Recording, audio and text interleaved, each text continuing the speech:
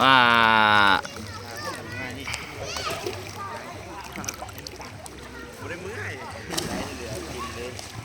ยิ้มประมาณน้ำพอยิ้ม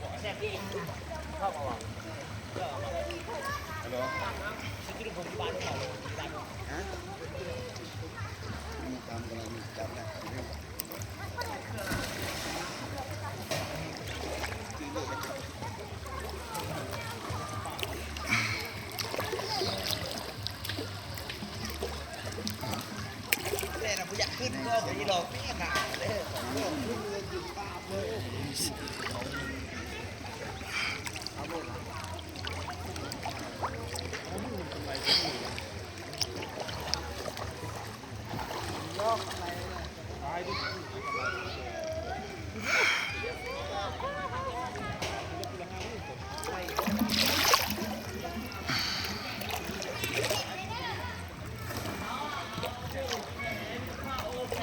ยิ้มมาพี่ยิ้ม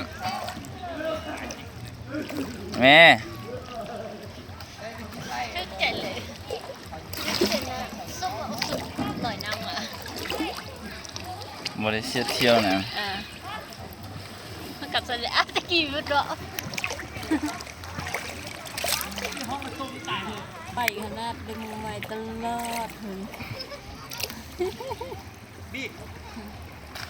เฮ้ยขาวดูเฮ้ย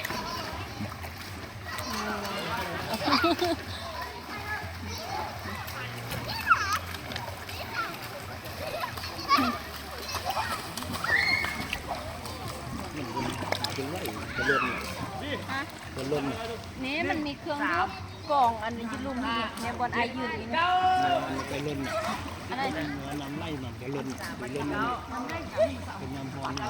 มันก็มีอ้อมีเข้าไงมีอ้อมีเข้าให้พอเนี่ยพอดู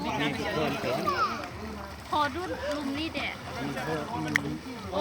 เขาขุดอันนั้นแล้วพอโอ้ยสบายบัดขึ้นนี่เด้อสั่นแค่วแหละ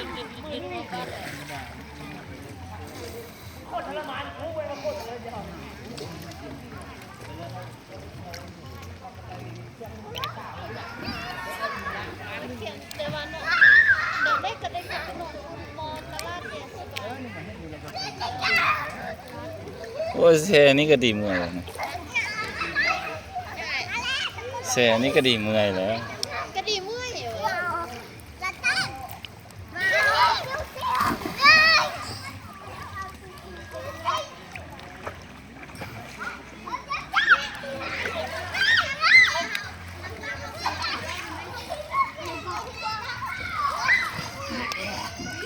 เอามาโจดเชีย